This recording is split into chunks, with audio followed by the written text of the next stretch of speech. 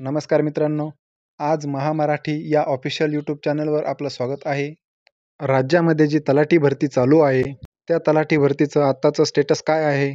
त्यामध्ये पेसा क्षेत्रामध्ये जे विद्यार्थी येतात त्यांचे काय स्टेटस आहे आणि जे बिगर पेसा क्षेत्रामध्ये विद्यार्थी येतात त्यांचे काय स्टेटस आहे? तर याबद्दलची संपूर्ण माहिती आजच्या व्हिडिओमध्ये आपण आज बघणार आहोत.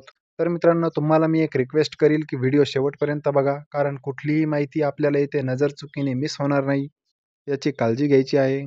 सर्वप्रथम चॅनलवर नवीन असाल तर चॅनलला सबस्क्राईब करून ठेवा आणि बेल आयकॉन प्रेस करून ठेवा, म्हणजेच यासारख्या पुढील सर्व अपडेट्स आणि महत्त्वपूर्ण व्हिडिओज तुम्हाला वेळेवर मिळू शकतील. तर उशीर न करता आपण व्हिडिओ सुरू करूयात. राज्यामध्ये तलाठी भरतीची जी परीक्षा झाली आहे ती खूप चर्चेतच आहे. तर या तलाठी भरती परीक्षेतील 23 जिल्ह्यांमधील उमेदवारांची निवड यादी आणि प्रतीक्षा यादी ही 23 जानेवारीला रात्री भूमी अभिलेख विभागाकडून जाहीर करण्यात आली आहे. त्या निवड यादी आणि प्रतीक्षा यादी यांच्यानुसार 1 फेब्रुवारीपासून निवड यादीमधील सर्व उमेदवारांची जी काही वैद्यकीय तपासणी असेल, जी काही कागदपत्रे पडताळणी असेल, चारित्र्य पडताळणी असेल, या सर्व प्रकारच्या प्रक्रिया सुरू करण्यात आलेल्या आहेत आणि आत्ता या प्रक्रिया जवळपास पूर्ण होण्यात येणार आहेत आणि त्यानंतर नियुक्तीपत्र वाटप करण्यास सुरुवात करण्यात येणार आहेत. पण जे उरलेले पेसा क्षेत्रातील 13 जिल्ह्यांमधील विद्यार्थी आहेत, त्यांची निवड यादी आणि प्रतीक्षा यादी अद्यापही जाहीर झालेली नाही. त्यामुळे त्यांचे जे तलाठी बनण्याचे स्वप्न आहेत, त्यांचे स्वप्न सध्या तरी अर्ध्यावरच आहेत. तलाठी भरती परीक्षेसाठी 11.5 लाखापेक्षा जास्त उमेदवारांनी अर्ज केले होते. त्यानंतर या 4,466 जागांसाठी 10,41,713 असे अर्ज प्राप्त झाले होते. त्यांच्यापैकी 8,64,960 इतक्या उमेदवारांनी परीक्षा दिली होती.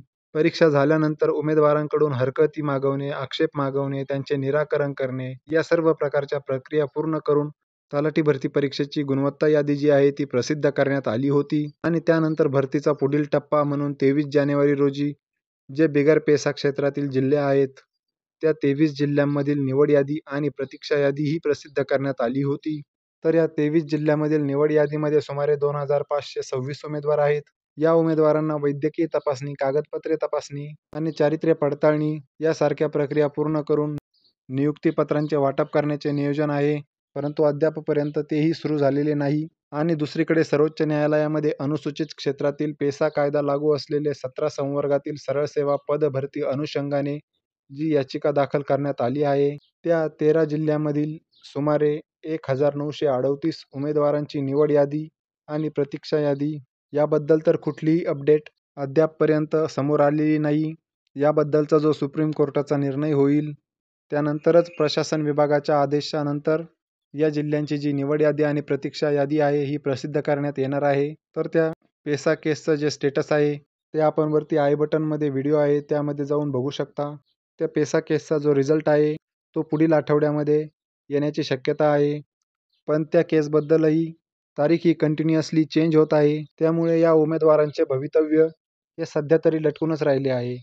तर मित्रांनो, सर्व उमेदवारांना फक्त आणि फक्त पेशन्स ठेवण्याची गरज आहे.